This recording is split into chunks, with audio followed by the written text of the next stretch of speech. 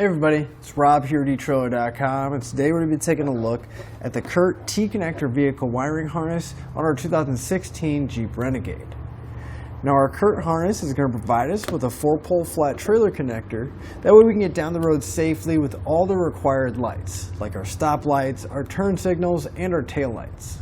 Now the 4-pole connector is going to be one of the most common connectors that you'll find on trailers, and it is going to be usable and adaptable if you need to upgrade up to a 5, 6, or even a 7-way. Now the adapters are going to be sold separately. Now our wiring is going to come with a dust cover. It's going to keep all the debris and dirt and moisture out of the connector itself. However, as you can see, our wiring actually is meant to stay on the inside of our Jeep until we're ready to use it. So whenever we do want to store it, we can simply open the hatch and we can keep it down here by our spare tire. And whenever we do want to use it, you saw we just drape it out the back end, but we just want to make sure we stay away from the latch mechanism itself, because the weather stripping here has plenty of cushion to where it'll give enough where it's not going to damage the wire whenever we do need to use it. Now trailer wiring is not only good for just trailers. There's a lot of accessories, especially hitch mounted accessories, that use the light functions from a 4-pole connector. And having a trailer wiring connector at the back of your Jeep just makes it a lot easier to hook any of those accessories up. That way we don't have to worry about hardwiring anything. We can simply plug in the accessory into the trailer connector and we don't have to worry about cutting or splicing. Now as far as the installation goes, it's pretty straightforward. We're simply going to tap into the taillight connector itself behind the taillights, and I'll have a T-connector on our harness, so it'll just plug in line with the lights and transfer all the signals to the connector. Now we are going to have a powered converter that's going to transfer all those signals and turn them into a working signal for our trailer, but again it is powered, so we're going to have to run a power wire from the converter box up to the battery. I know some customers may be a little bit nervous about that, but again, it is really straightforward. It's definitely something you can do at home, and the hardest part really is getting the panels loose so we can get access to all the connectors we need. But now that we've seen what our wiring looks like and gone over some of the features, let's go ahead and go through the installation process together so you can have the confidence to do it at home. To begin our installation, we want to open up the rear hatch on our Renegade, and you want to pull out the floor coverings or at least have them out of the way. And we're going to start by coming to the back of our threshold. Now on each corner, we're going to have this tie down. You want to open them up. And then the cover underneath, you can take a flat blade screwdriver, trim panel tool.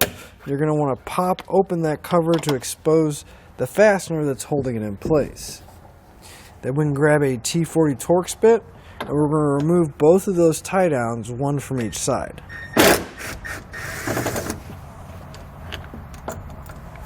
Now on the inside of the threshold, right on the inside of the panel here, we're going to have 3 screws. One's going to be in the center, and then we're going to have one on each side. We need to pull all 3 of those out, so we'll grab a T25 Torx bit and remove all 3 of those screws. Now that we have all the fasteners removed from the threshold, we want to grab the very bottom of it. You may have to lift up the floor covering, grab the very bottom, and you're going to lift straight up. There's some clips that are going to be released along the way. Some of them may get stuck. That's okay. We can just go ahead and get a trim panel tool, pop those out, and we can slide them back into the little slot there. You do want to be careful when you're pulling these out because we don't want them to break. But we can go ahead and set our threshold panel aside where it won't get damaged. The threshold removed, we want to loosen up the panels on the side here so we can get access to the taillight wiring. Now we do have an access panel here which is going to help out, so let's push on that tab. We can remove the cover, and again that'll help out with routing everything and being able to actually access stuff. We'll come to the bottom corner of this side panel, and you want to start pulling away. And it may help if you take a trim panel tool and go behind the panel. You can kind of feel where the push pins are. It'll help release them. Working your way up, just so you can get a little bit more room to work with behind the panel. Now you don't need to pull it all the way away because again, we can access our wiring from over here, but we do need to route it from side to side. Now if we look into that access panel, we'll find wiring that's going to be going to the outside. This small wire here, that's actually going to the taillight connector. There's actually a hole that passes through the body. There's a tab on top. We want to squeeze that tab so we can disconnect the plug from the back of the harness. So now the connector's out, you can see that tab a little bit better. You want to press down on that tab and pull the connector away so that we can disconnect it. Now the passenger side is going to work exactly the same, so we want to loosen that panel up and take the access panel out as well. So now we can grab our harness and we want to start with the T-connector that has the yellow and brown wires on it. Now again, we can get pretty easy access from this opening here, but the main reason why we loosen this panel up is so that we can get our wiring coming from the back side so that we can route it towards the panel over here. Now we're just going to match up our connectors. We'll plug them in, make sure they lock into place.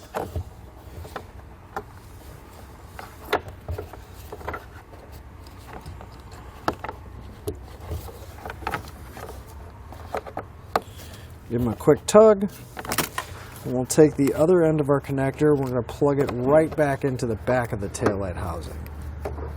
Now coming off our converter box, we're going to have a few more wires, but the one we want to pay attention to first is our black wire. Now, this isn't that long, but this is going to need to get ran up to the battery, and they do provide us with plenty of length of wire to get there. But we want to go ahead and make our connection now, that way we're not trying to add a butt connector and splice the wires together behind that panel with very little room. So I'll take one of the butt connectors out of our kit, slide it over the stripped end of our wire, and we'll crimp it in place.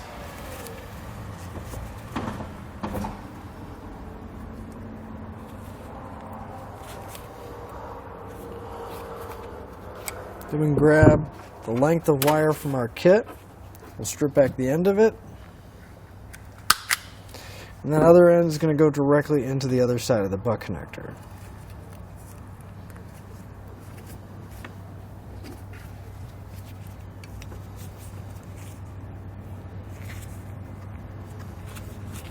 Now, right behind that panel, actually, we have a support piece right here. We got two nuts, and that actually be a really good spot for a ground. That way we don't have to put any extra holes in the body. So I'm going to take a 10mm socket. I'm going to loosen up that nut.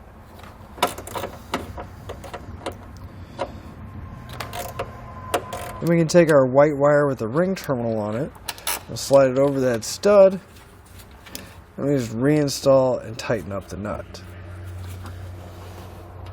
So now we need to find a spot to mount our converter box. Now fortunately for us, we actually have quite a bit of room back in that panel. So I'm going to take the included double-sided foam tape. I'm going to pull the backing off of one side. Stick it directly to our converter box. And then we can start tucking our wiring back into that panel back here, because we have a nice flat spot right underneath that fuse panel that's back here. So before I pull the tape off, I'm going to get access to the converter box, kind of bring it through. That way I'm not going to have to worry about it sticking to what I don't want it to. But now that I have it in this general area, I'll remove the backing off the other side. You kind of want to just watch where your wires are going. And we can actually stick it directly to the side of the body inside this panel. So you want to make sure you push on the box, make sure that glue sticks pretty good, and it's not going to be moving around. So now we want to take our green wire. I'm going to route it along the back threshold here, and again, poke it behind the panel and connect it in on the passenger side taillight, just like we did with the driver's side. Now we already went ahead and routed our power wire out. The easiest way we found is right in the very corner of this panel. It's pretty far back in there. You'll feel a rubber grommet. It's actually going towards the back of the vehicle. What we can do is you can actually pop that grommet out, and then I ran my wire down And then I cut a small slit in there so I can put the grommet back in place. But again, it's going to be nearly impossible to see, but that grommet is at the very back of the lining of inside of here. And again, it's going towards the back of your Renegade. It's a really easy spot to drop the wire down through, and then it'll come down right underneath, right behind the rear wheel well on the driver's side.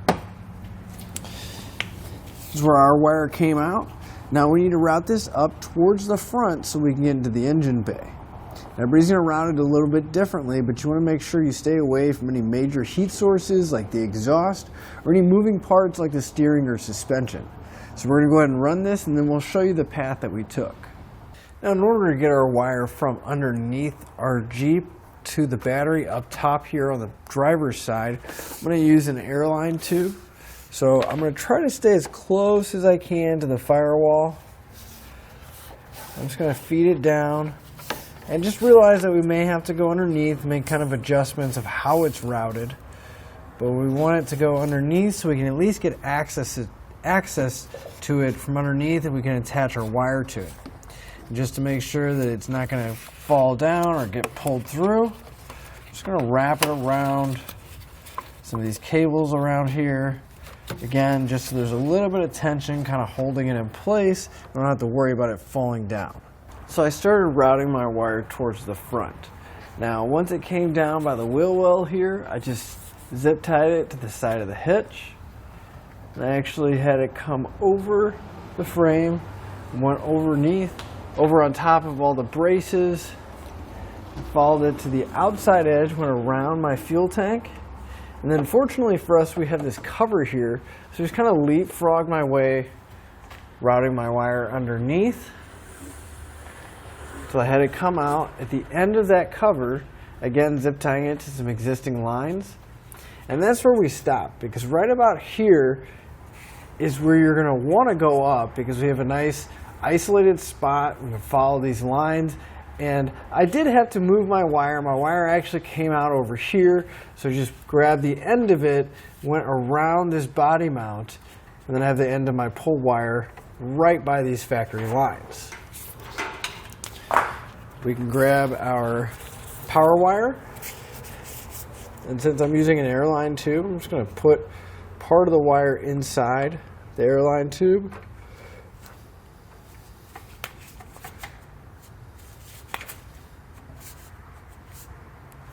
That'll help hold it in place. Then I'll take a little bit of tape, wrap it around the end, and we can go back up top and pull all the slack through.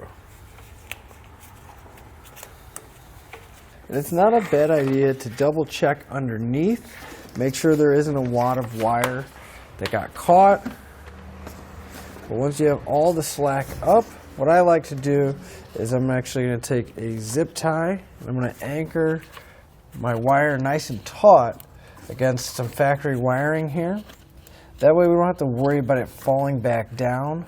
And if there is some slack, it'll stop right here at this last anchor point.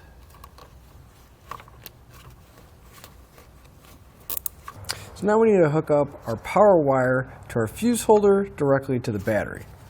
So if we come to these two tabs, just kind of push them in, we can actually lift the entire cover up. And then plenty of wire here, so you can actually cut it pretty short. Go ahead and cut our wire.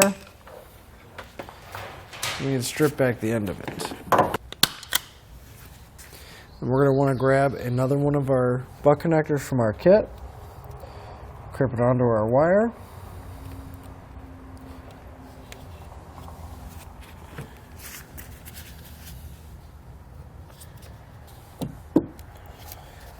And we can grab our fuse holder out of our kit.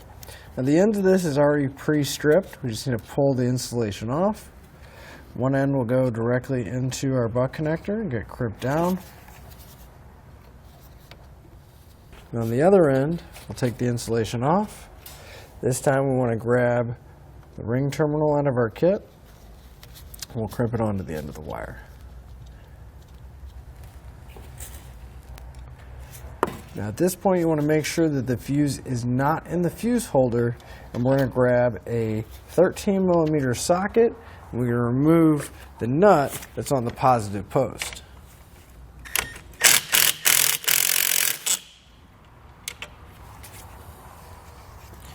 We'll take our ring terminal, kind of route it so it'll come out the same angle as the rest of the wires. And we can reinstall and tighten up that nut.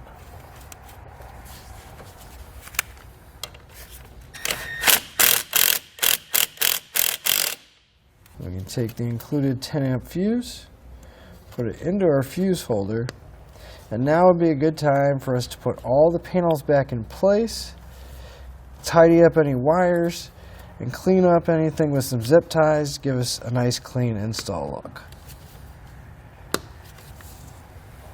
Now whenever you go to put the threshold back, there's a few things you want to pay attention to. You want to make sure you pull the weather stripping back to where it's on top so you don't end up with any leaks or seeping back into the back of our Patriot.